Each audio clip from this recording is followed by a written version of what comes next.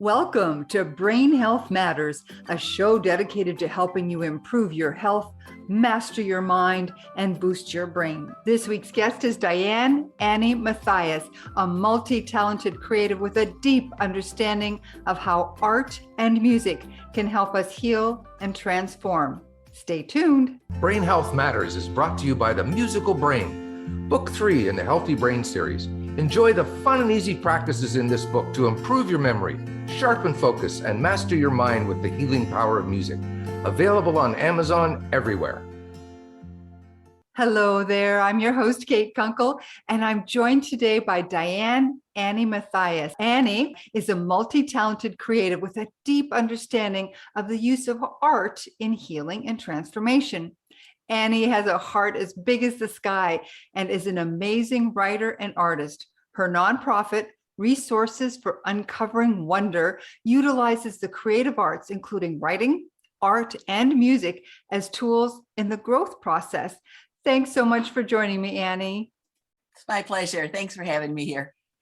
I was so excited to get an email from you a little while back, sharing some of the things that are going on in your world.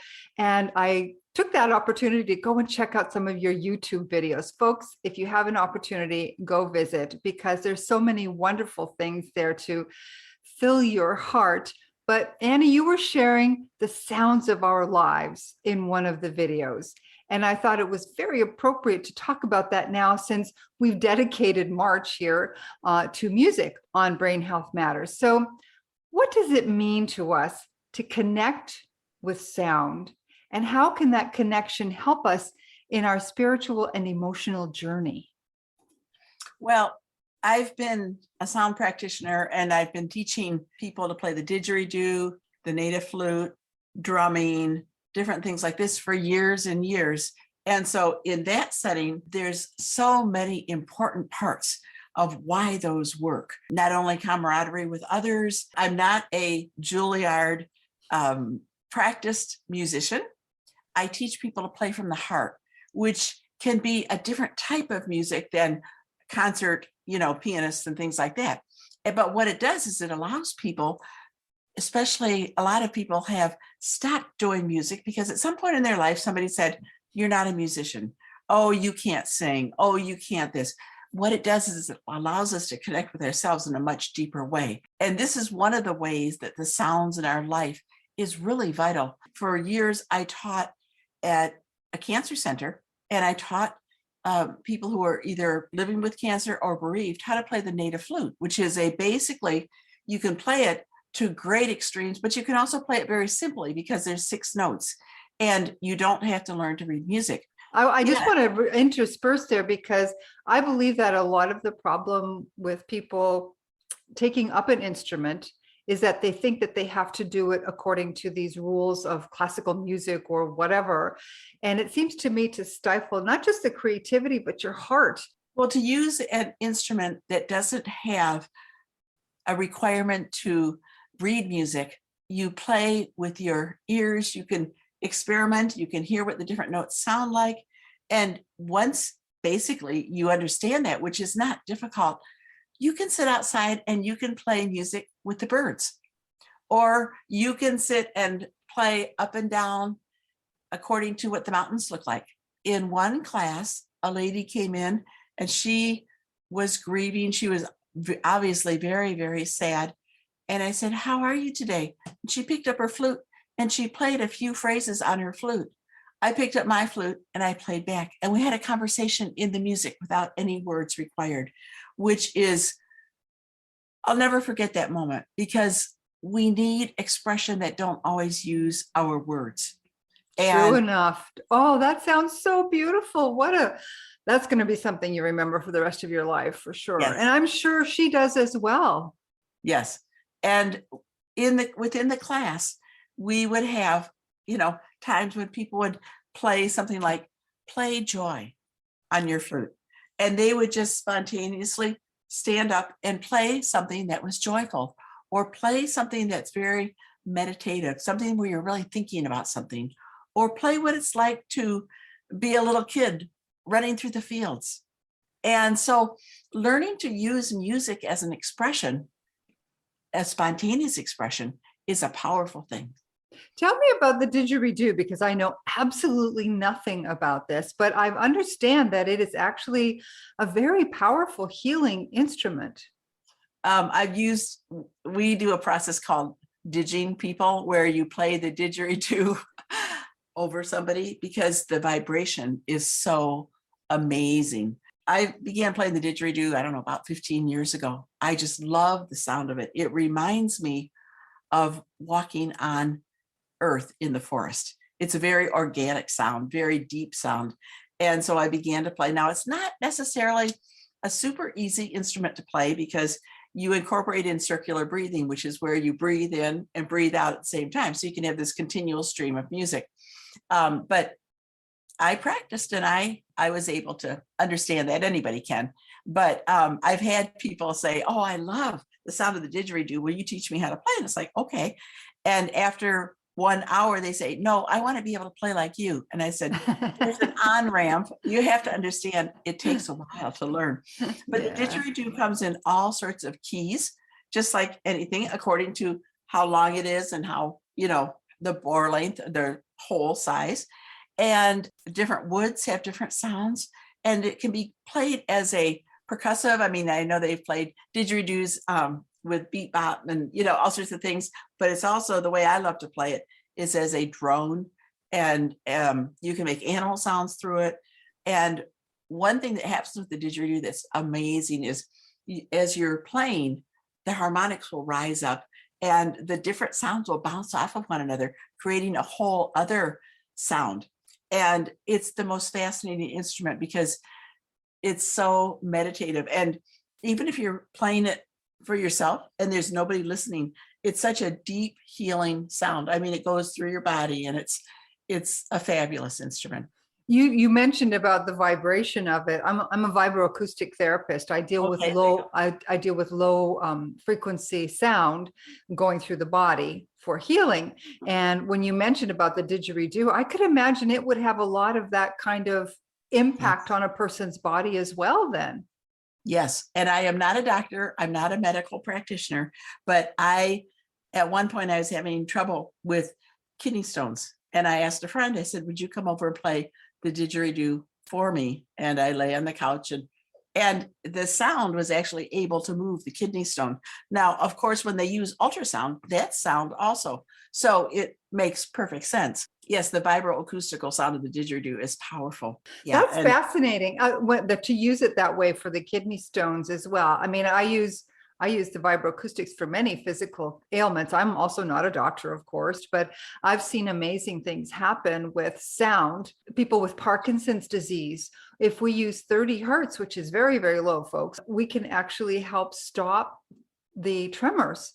It somehow interrupts the frequency of the tremors. So those low frequency sounds can do amazing things. And with Alzheimer's disease, they found that if they play 40 hertz through the vibroacoustics, if the person is relatively, not too far along, they can actually help stop the progression of the disease and in fact inspire growth of neurons.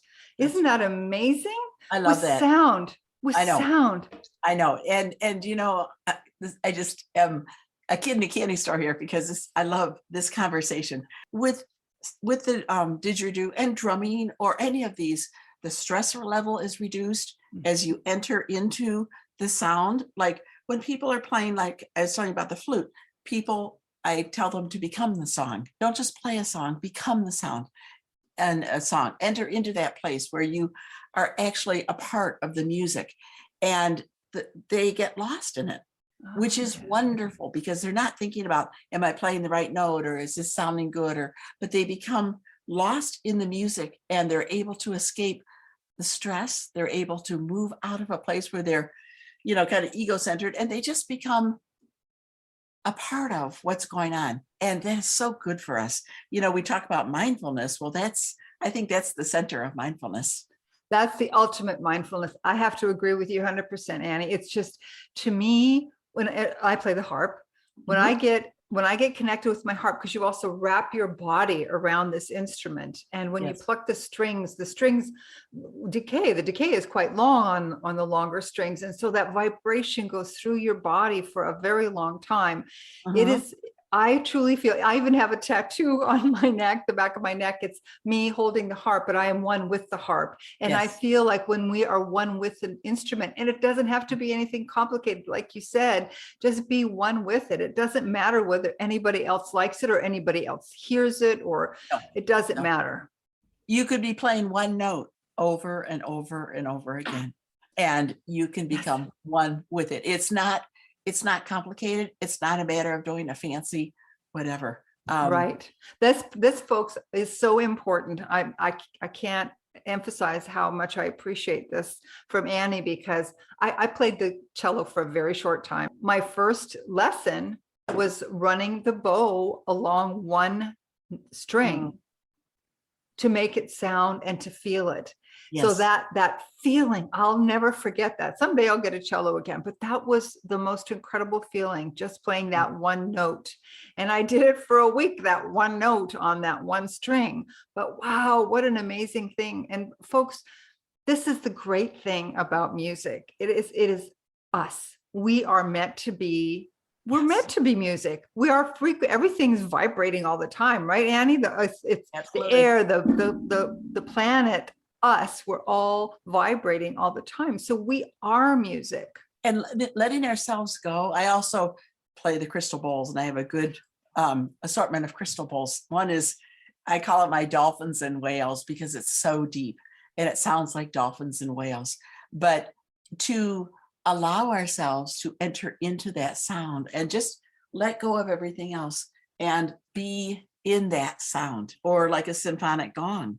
Everybody, I think, has seen those large symphonic gongs, and depending on where you play it, you get these incredible sounds, and then the harmonics bounce off of one another, and it sounds like what comes up out of the gong is almost like a singing.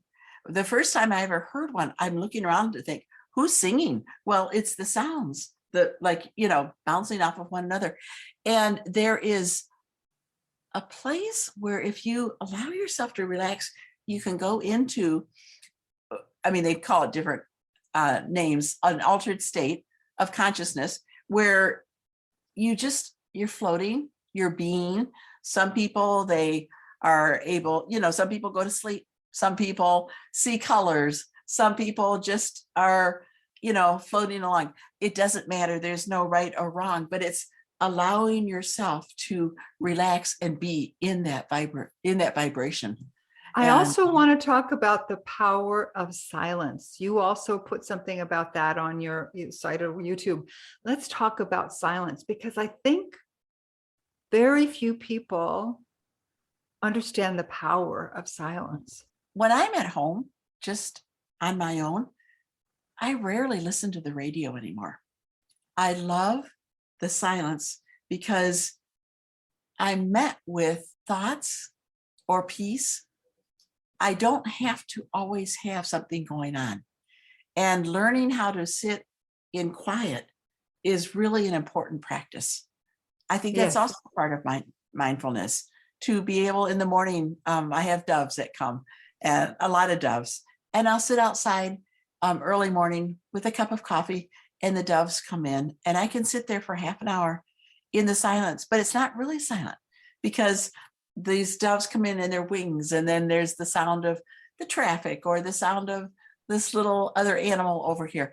But being a part of the whole in the silence is a powerful place to be. Oh, it's so healing. It is so good for us. It's good for the actual physical brain. You know that it inspires neurite growth, because it's considered by our brains as something novel, because there's so much noise in the world that when we have moments of silence, the brain has a chance to recognize that as something new, and it actually inspires neurite growth. Isn't that amazing? I didn't know that. Wow. Yeah, that's one of the things I discovered when I was doing the research for the book I have coming out in April, The Musical Brain. There is so much to do with silence. And for learning, if you are learning something, and this is maybe many people don't understand this, there's the Pomodoro method for learning where you study or work for 25 minutes and then you take 5 minutes off. But this is even more intense because you actually learn or study or read or whatever you're doing for 20 minutes, and then you sit in silence so that your brain has a chance to absorb what you've just done or learned or read or whatever.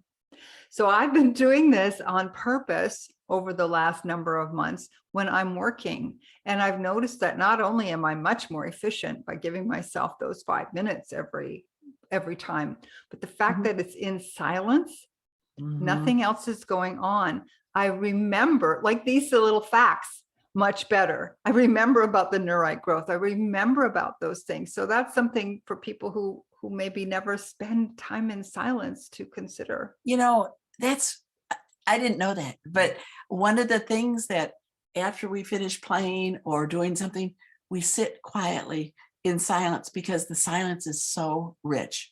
The silence is so full. It's as full as the music-filled room, that silence. Yes. What was it, Mozart or Beethoven? Somebody says the music is the silence between the notes. Yes. And I believe that is very much an important thing. So we've talked about the gongs and about the didgeridoos, the flutes. Now let's talk about drumming, because I've devoted a whole chapter to drumming because I feel it's so powerful. I've had some amazing experiences myself. Can you maybe talk a little bit with the folks about like a drumming circle, what that does? It's a collective experience where everybody plays a part. Now you can play just a simple part of tapping on a drum very simply, or you can, if you're a good drummer, you can play all sorts of things, but it's the rhythm, the sound, it fills our bodies. It's a collective thing that we all do together. There's times when you're playing that it sounds like a train wreck, but if you let it continue through, it'll even out, because the drum reflects our heartbeat, and we all have a heartbeat. So we all have a sense of rhythm. And the drumming circles, drums, they are musical instruments. Some drums are high, some drums are low. Some drums are like, I have a big powwow drum, which is played very deep and slow, as opposed to a higher little drum that's played much quicker. And I don't teach people to count as there's all sorts of different ways of teaching drumming. Instead, I tell people to let their hands find their way. And intuitively, your hands will find their way. Now, there's little tricks and things we can do too, but it's a wonderful way of people coming together, all ages. Recently, the drumming circles I've had have been of older people, not necessarily younger. Years ago, Remo Drums developed a drumming circle evidence-based program called Health Rhythms. There's a camaraderie, there's all sorts of different things that they tested. And so, you can take them into hospitals or businesses, and because it's evidence-based, for people that aren't usually so okay to go ahead and just go to a drumming circle, it's like, this is really medically good for you. Oh, absolutely. And the great thing is, like with drumming, they use that a lot to help people who have cognitive decline. Yes. Because it's something anyone can do. That's right. And it feels empowering for people who may feel like they don't have any control over their life, their bodies, nothing. But when they get in a drumming circle and they're being led, they can keep the beat, because we are the beat, right? Yes, we are. We are. Absolutely. And when I have a drumming circle, I'll often ask somebody, okay, who's going to lead this? And people will gingerly say, I'll lead it. And what a sense of empowerment that gives them, because everybody can do that. But sometimes people are shy. It's like, oh, I can't really do that. And the drumming circle has so many pluses. And of course, we'll play native flutes or didgeridoos or different instruments right along with the drumming, which makes it even more fun. Now, I know in a lot of drumming circles, they don't do that, but that's just kind of an extra little thing. Or rattles, things like that. Sure. The cool thing is with music, you can do whatever cranks your key, like it doesn't, I was a classically trained pianist. And I started when I was 4, and I quit the conservatory. I was finished my conservatory training by the time I was 14. Wow. But it took me 13 years to recover from that. Uh-huh. It really did. Yeah. I had to recover from the classical training. Yeah. And it was not really until I took up the harp another 5 years later that I was able to overcome the piano training and enjoy music for music's sake. And that's one thing I'd like to stress to folks listening to this. If you are a recovered classically trained person and you've felt that, like Annie said, somebody told you that you couldn't hold a tune or you couldn't play, forget about it, because you absolutely can, and you should. For your heart, your soul, your brain, your body, we need music. We are music. We are also silence, but we are music. Annie, you also, and the reason I met Annie, folks, is because I took a journaling course with Annie, not your typical journaling course. I think that's what you called it. Yes. And I still use the methods that you taught. I would like you to talk to folks a little bit about how journaling can be so beneficial. I've written ever since I was a small child. I have these little one-of-a-kind books that I create, and I probably have about 25 of them all throughout my lifetime. And for me, writing is a powerful modality just to be able to express. And journaling is wonderful because you can write in a journal and not have to share it with anybody. You don't have to tell anybody what you're saying. You can write down whatever you want, however you want. You can draw pictures, you can scribble on the page, whatever you want to do, but it's a place to go that's safe to express. And a lot of people think that journaling is like keeping a diary. It's not. This is one of my journals here. And I was teaching a class once and somebody said, "Oh, you mean our journals can be messy like that?" I said, "Absolutely, it can be anything you want." And there's just, there's all sorts of things in here. There's pieces of cloth that I had dyed and I glued it to the page and I wrote over the top of it. There's photos and pictures and poems that I wrote, or sayings that I picked out off the internet, and I copied them and put them in. But journaling is such a wonderful expression of what's going on inside of us. And it helps us to be able to sort through things.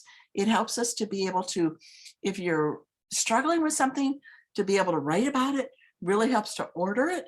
If you've been through something that was really traumatic, I remember the fires here in California, and all my grown kids live up by where the fires were. And I would journal about the fires, and it helped me because I could leave it on the page. There's no rules. There's no things that you have to do. You don't have to do it every day, although I encourage people to journal as much as they want to or can.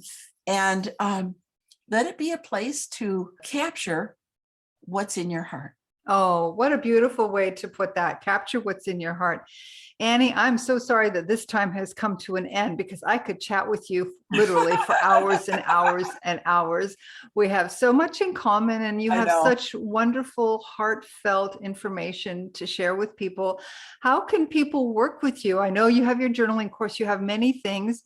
I have viewers all around the world. So what would you suggest for people to get in touch with you? I would suggest that they go to the website, uncoveringwonder.org, and you will see I have blogs that I've written. I have workshops that are available. There's some free workshops on there too.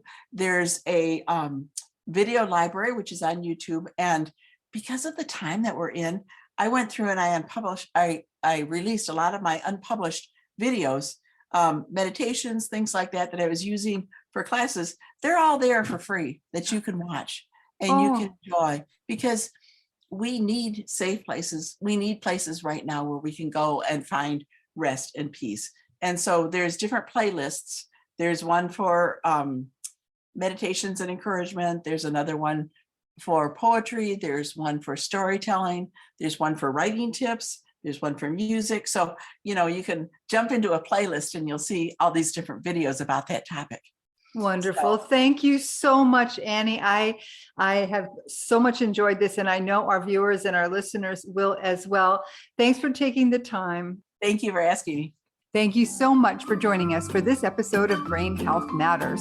Be sure to subscribe with your favorite podcast service so that you can get all the latest episodes when they're released.